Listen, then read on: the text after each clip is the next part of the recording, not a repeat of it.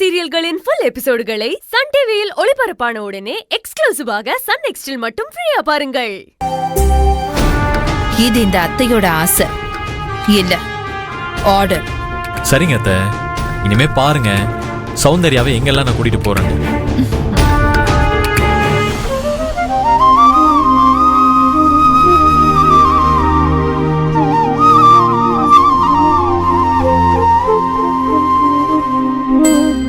நீ அத்தை கூட பேசிட்டு வா, நான் ரூமுக்கு போறேன்.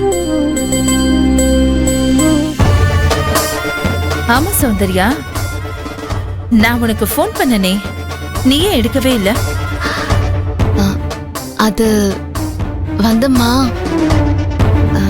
ஏன் உங்க போனை எடுக்கலன்னா? ஏன் எடுக்கலன்னு தான் நானும் கேக்குறேன். எதுக்காக என் போனை அவாய்ட் பண்ண? அந்த நேரத்துல நான் கால் பண்ணத நீ ரொம்ப தொந்தரவா ஃபீல் பண்ணியா? உங்ககிட்ட எதையும் மறைக்காம உண்மைய சொல்றதா இருந்தா நீங்க சொல்றது சரிதான். அது நானும் சூர்யாவும் ஜாலியா பேசிட்டு போயிட்டு இருக்கும் போது நீங்க கால் பண்ணது தொந்தரவா தான் இருந்துச்சு. அதான் போனை கட் பண்ணிட்டேன். உங்க போனை மட்டும் இல்லம்மா, உங்களுக்கு முன்னாடி பாண்டி அண்ணா கூட போன் பண்ணாரு. அதையும் நான் அட்டென்ட் பண்ணவே இல்லை. சந்தோஷமா போய் ஜாலியா டின்னர்லாம் முடிச்சுட்டு வீட்டுக்கு திரும்புற வரைக்கும் யாரோட போனையும் அட்டென்ட் பண்ணக்கூடாதுன்னு நாங்க 2 பேரும் முடிவு பண்ணிருந்தோம். அதனால்தாம்மா நான் போன் எடுக்கல. அம்மா, நீங்க ஒன்னும் தப்பா எடுத்துக்கலையே? இதெல்லாம் நான் அப்படிமா தப்பா எடுத்துப்பேன். ஆக்சுவலி நான் உனக்கு போன் பண்ணதுக்கு காரணமே, சின்ன சிறுசுங்க 2 பேரும் வெளியில போயிருக்கீங்க, போனதும் டின்னரை முடிச்சுட்டு உடனே வீட்டுக்கு வந்துடாம நிறைய நேரம் ஒன்னா ஸ்பெண்ட் பண்ணி ஜாலியா பேசிட்டு வாங்கன்னு சொல்லதான் போன் பண்ணேன். வேற ஒண்ணும் இல்ல. நீங்க என் மேல எவ்வளவு அன்பு வச்சிருக்கீங்களோ அதை விட ஜாஸ்தியாவே சூர்யா என் மேல அன்பு வச்சிருக்காருமா. அவர் என்ன ரொம்ப லவ் பண்றாருமா. நான் தான் அவரை புரிஞ்சுக்காமலே இருந்துட்டேன். அது சரி, அப்படி என்ன ஒரே நாள்ல உன் புருஷனை பத்தி தெரிஞ்சுக்கிட்ட? நிறைய தெரிஞ்சுக்கிட்டேம்மா. அவர் எப்பவுமே அம்மாவுக்கு தான் முக்கியத்துவம் கொடுக்கறாரு, எனக்கு கொடுக்க மாட்டேங்கிறாருன்னு நான் வருத்தப்பட்டு சொல்லிருக்கேன்ல உங்ககிட்ட. ஆனா அதெல்லாம் தப்புன்னு இன்னைக்குதான் நான் புரிஞ்சுக்கிட்டேன். இன்னைக்கு ரெஸ்டாரண்ட்ல உனக்கு பிடிச்சதெல்லாம் நீயே ஆர்டர் பண்ணு, நாம சாப்பிடலான்னு அவர் சொல்லுவாருன்னு நான் நினைச்சேம்மா. ஆனா எனக்கு என்னென்ன ஃபுட் எல்லாம் பிடிக்கும்னு ஆல்ரெடி தெரிஞ்சு வச்சிருக்காரு. அதையெல்லாம் தான் ஆர்டர் பண்ணாருமா. எனக்கு ஆச்சரியம் தாங்க முடியல தெரியுமா. எனக்கு இந்த ஃபுட் எல்லாம் பிடிக்கும்னு உங்களுக்கு எப்படி தெரியும் நான் கேட்டேன். அதெல்லாம் அப்படிதான்னு கேஷுவலா சொல்றாருமா. பொண்டாட்டிக்கு பிடிச்ச மாதிரி சாப்பாடெல்லாம் வாங்கி கொடுத்து அசத்துற புருஷனை பிடிக்கதான் செய்யும்.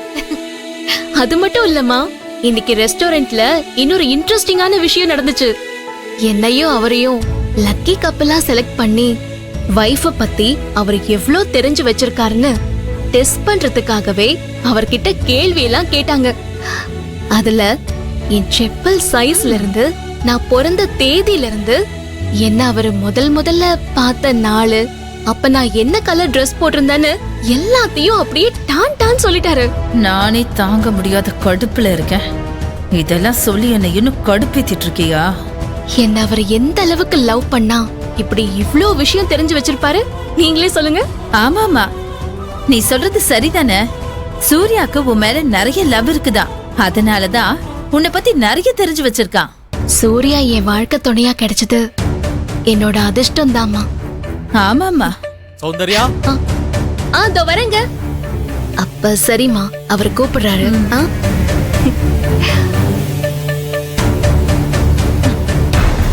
அவன் உன் மேல வச்சிருக்கிற அன்பை நீ புரிஞ்சுக்க கூடாதுந்தா அவன் மேல உனக்கு வெறுப்பை ஏற்படுத்தி உன்னை என் கட்டுப்பாட்டிலேயே வச்சிருந்த. அதையும் மீறி அவன் அவன் பக்கம் இழுத்துட்டானேன்னு நானே கடுப்புல இருக்க. நீ அவனை பத்தின பகுமானத்தை பத்தி என்கிட்டயே பேசிட்டு இருக்கியா? உங்களை சந்தோஷமா இருக்க விட மாட்டேன்.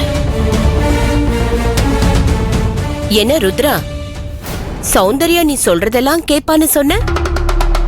இப்ப அவ புருஷன் கூப்பிட்டதும் தோ வரங்கன்னு எப்படி துள்ளி குதிச்சு ஓடுறா. வயசு அப்படி. காட்டுத்தீ பத்தி எரியறப்போ பஞ்சு மூட்டையை வச்சு நெருப்பை எப்படி அணைக்க முடியும்? பஞ்சும் நெருப்பும் பத்திக்கிட்டு தான் எரியும். இப்ப சௌந்தர்யாவும் அப்படிதான். புருஷனோட அருமை தெரிஞ்சிருச்சு அவளுக்கு. இனி ஒன்னால அவளை உன் கண்ட்ரோலுக்கு அவளை கொண்டு வரவே முடியாது. முடியாதுங்கிற வார்த்தை இந்த ருத்ராவோட அகராதியிலேயே கிடையாது. சித்தி, கல்யாணம் பண்றதுக்கு கூட இவ்ளோ யோசிக்கல. ஆனா இந்த தாலி பிரிச்சு கோக்குற ஃபங்க்ஷனுக்கு இவ்ளோ யோசிக்கிற மாதிரி நிலைமை ஆயிடுச்சே சித்தி. என்ன பண்றது செல்வி? ஒரு பக்கம் மக, இன்னொரு பக்கம் மருமக. ரெண்டு பேரும் வட துருவம் தென் துருவம் இருக்காங்க. இவங்க ரெண்டு பேரையும் ஒரே நேர்கோட்டுல கொண்டு வந்து நிறுத்த முடியுமா? அது நடக்காத காரியம் சித்தி. ஆனா ஃபங்க்ஷன் நடக்கணுமே. நாம நடத்துற மாதிரியே இளமதியும் நடத்துறேன்னு சவால் விட்டுருக்கா. நாம கிராண்டா மண்டபம் புக் பண்ணா மதியும் அதே மாதிரி புக் பண்ண சொல்லி செலவு வைப்பா. கதிர வேற டார்ச்சர் பண்ணுவா. ஆமா சித்தி, நீங்க சொல்றது கரெக்ட் தான்.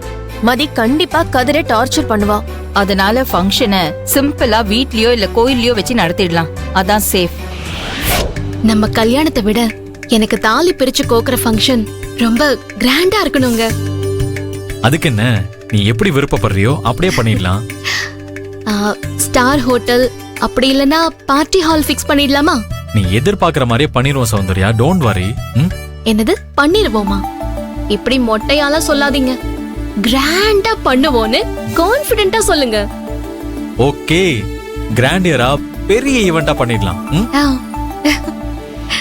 சௌந்தர்யாவும் சூர்யாவும் என்ன நினைச்சிட்டு இருக்காங்கன்னு தெரியலையே. நிச்சயமா சூர்யாவும் சௌந்தர்யாவும் இத கிராண்டா நடத்தணும் தான் ஆசைப்படுவாங்க. நான் தான் சிம்பிளா நடத்தணும்னு அவங்க கிட்ட பேசி கன்வின்ஸ் பண்ணணும். ஆனா இதுல ஒரே ஒரு சிக்கல் இருக்கு. என்ன சிக்கல் சித்தி? சௌந்தர்யா தான் அந்த சிக்கல். என்ன சித்தி சொல்றீங்க? சௌந்தர்யா எப்படி சிக்கலா இருப்பா? சம்மந்தி வீட்டுக்கு சிரமம் கொடுக்க கூடாதுன்னு நினைச்சு நம்ம ஃபங்க்ஷனை சிம்பிளா நடத்தலாம்னு நினைக்கிறோம். ஆனா சௌந்தர்யா நான் தான் வந்து இளமதிக்காக ஃபங்க்ஷனை சிம்பிளா நடத்துறேன்னு தப்பா புரிஞ்சுக்கிட்டு கோச்சிக்க போறா. இப்ப என்ன பண்றது? ஒன்னும் பிரச்சனை இல்ல செல்வி. நான் சூர்யா கிட்டயும் சௌந்தர்யா கிட்டயும் பேசி புரிய வைக்கிறேன். இந்த ஃபங்க்ஷனை சிம்பிளா கோயில்லயே வச்சு நாம இதை கொஞ்சம் சிம்பிளா நடத்திடலாம்.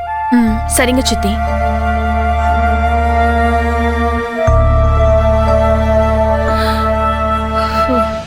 அம்மாட்ட பேசி கன்வின்ஸ் பண்ணி உன்னோட ஆசையை கண்டிப்பா நிறைவேற்றிடலாம்.